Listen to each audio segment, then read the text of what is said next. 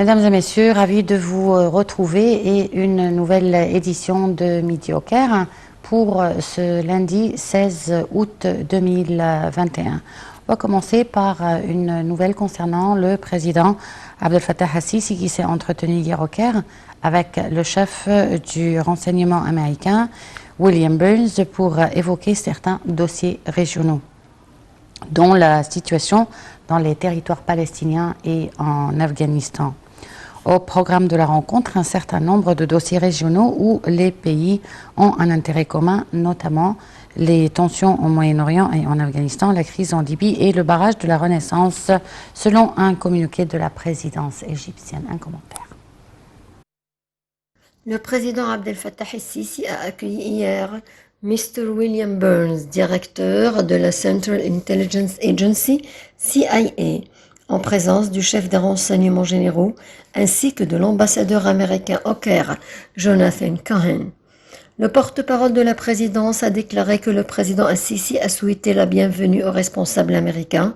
et lui a demandé de transmettre ses salutations au président Joe Biden, soulignant l'importance que l'Égypte attache au renforcement de la coopération solide entre les deux pays dans divers domaines, surtout au niveau de la sécurité et du renseignement, à la lumière de la menace du terrorisme et de l'extrémisme. Pour sa part, le directeur de la Central Intelligence Agency a transmis au président al-Sisi les salutations du président américain, exprimant la fierté de son pays pour la coopération constructive et les relations étroites avec l'Égypte, signalant le souci des États-Unis d'une coordination continue avec l'Égypte concernant les divers défis, notamment à la lumière des développements dans les régions du Moyen-Orient, la Méditerranée orientale et le continent africain. Tout en saluant dans ce contexte la direction du président al-Sisi visant à renforcer la sécurité et la stabilité au niveau régional, ce qui a consolidé le rôle de l'Égypte en tant que pilier principal pour toute la sécurité régionale. Le porte-parole a ajouté que la réunion a été marquée par des discussions sur les moyens d'améliorer la coopération en matière de sécurité et de renseignement entre les deux pays sur diverses questions connexes. Elle a également porté sur l'échange de vues, sur les développements liés à un certain nombre de questions régionales d'intérêt commun, en particulier au niveau des tensions à la Méditerranée orientale, en plus des développements en Afghanistan, les nouveautés de la cause palestinienne, le barrage de la Renaissance, ainsi que la crise libyenne. Le président Abdel Fattah al-Sisi a donné ses directives pour élaborer un programme de vaccination des corps professoraux dans les universités et les instituts à travers la République. À l'approche de la nouvelle année universitaire, les étudiants seront aussi visés. Le porte-parole de la présidence, Bassam Rodi, a souligné que les salariés et les fonctionnaires seront également concernés par cette campagne de vaccination pour endiguer la propagation de nouveaux variants de Covid-19 en prévision de nouvelles vagues avec le début de la saison hivernale.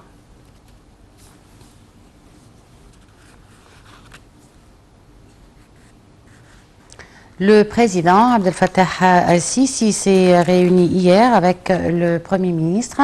Dr Mostafa Madbouli, et un certain nombre de ministres et de responsables. Le porte-parole de la présidence a déclaré que la réunion a porté sur le suivi de la mise en valeur des actifs et des terrains des centres de recherche agronomique dans les gouvernorats du Delta. Un commentaire. Le président Abdel Fattah el-Sisi s'est réuni hier avec le Premier ministre Dr Mostafa Madbouli, le ministre de l'Enseignement supérieur et de la Recherche scientifique, le ministre du Développement local, le ministre du Logement, des Services publics et de Communautés urbaines et le ministre de l'Agriculture et de la Restauration des terres, ainsi qu'avec le gouverneur de Kafr el-Sheikh, le conseiller du président de la République pour l'urbanisme et le directeur du Centre national d'aménagement et d'usage du territoire d'État. Le porte-parole de la présidence a déclaré que la réunion a porté sur le suivi de la mise en œuvre des actifs et des terrains des centres de recherche agronomique dans les gouvernorats du Delta. À cet égard, le chef de l'État a dirigé de reformuler l'utilisation de ses actifs et terrains pour le service et le développement dans toute la mesure du possible, en mettant l'accent sur les usages multiples en coopération et en coordination entre les agences gouvernementales locales, les gouvernorats, le ministère du Logement et l'autorité des nouvelles communautés urbaines. Le porte-parole a de même ajouté que le président Assisi a également été informé des efforts déployés pour développer l'université de Kafr el-Cheikh, soulignant d'utiliser les terres de recherche agricole qui ne sont pas utilisées dans son champ d'application pour établir l'université nationale de Kafr el-Cheikh et l'université de la technologie. Ainsi, le chef de l'État a été informé des disciplines scientifiques proposées par l'université de Sharm el-Cheikh, en particulier les spécialisations modernes telles que la faculté de ressources iélotiques et des dépêches, la faculté d'intelligence artificielle et la faculté de nanotechnologie. Les services de santé fournis par l'hôpital universitaire de Kafr el-Cheikh ont également été examinés, où le chef de l'État a été informé des taux de mise en œuvre du nouvel hôpital d'urgence, du bâtiment de clinique externe et de l'hôpital d'oncologie, demandant de terminer rapidement toutes les constructions et les équipements connexes, tout en fournissant toutes les capacités financières nécessaires afin de présenter les soins de santé distingués au gouvernorat de Kafr el-Cheikh et à ses villages et centres, s'intégrant avec l'initiative Haya Karima ou Vie décente pour développer la campagne égyptienne. Le porte-parole a expliqué que le président Assisi a dirigé de mettre au plus tôt possible le plan exécutif de la vaccination de tous les membres et cadres des universités et instituts, y compris les professeurs, le personnel, les employés et les étudiants, coïncidant avec le début de la nouvelle année universitaire.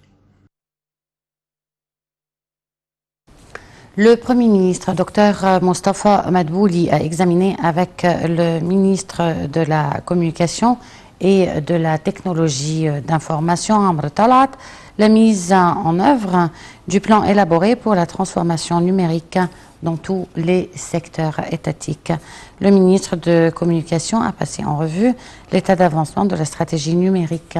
en Égypte. Le ministre a noté que 200 services gouvernementaux seront numérisés d'ici la fin 2021. Le gouvernement œuvre à les doubler l'année prochaine. De son côté, le vice-ministre de la télécommunication pour le développement administratif et la transformation numérique, l'ingénieur Khaled Al-Attar, a expliqué que 90 services gouvernementaux numériques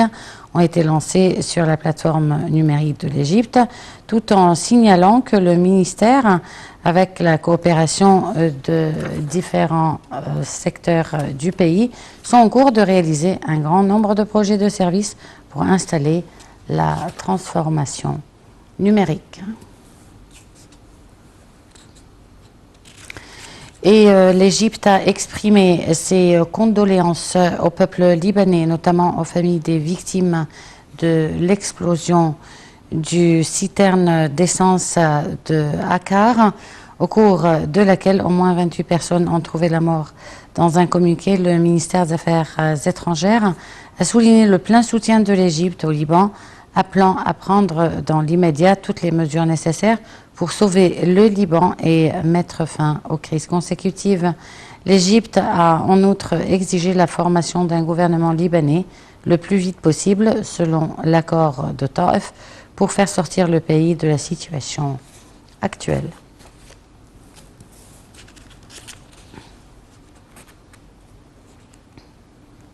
L'Égypte a présenté ses condoléances à la République de Haïti pour les victimes innocentes qui ont trouvé la mort à la suite du séisme dévastateur qui a frappé l'ensemble du pays, ayant fait des centaines de morts, de blessés et de disparus. Dans un communiqué du ministère des Affaires étrangères, l'Égypte a souhaité un prompt rétablissement aux blessés, affirmant son soutien au gouvernement et au peuple de Haïti dans ce drame.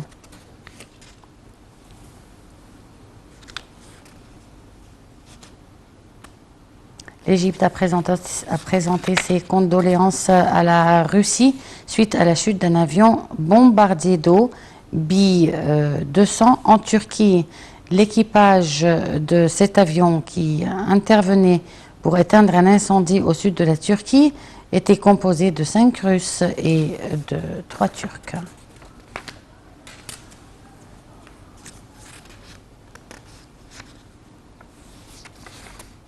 Le ministre des Transports a passé en revue les travaux exécutés dans le projet de monorail de la nouvelle capitale administrative qui devrait assurer la liaison entre le Grand Caire et les nouvelles zones urbaines, comme le Nouveau Caire et la capitale administrative. Ce projet contribuera à faciliter la circulation des citoyens venus du Caire et de Gizeh au Nouveau Caire et à la capitale administrative, selon un communiqué du ministère des Transports, qui ajoute que le projet de monorail, qui fait son entrée en Égypte pour la première fois, constituera un grand bond dans les moyens de transport en commun.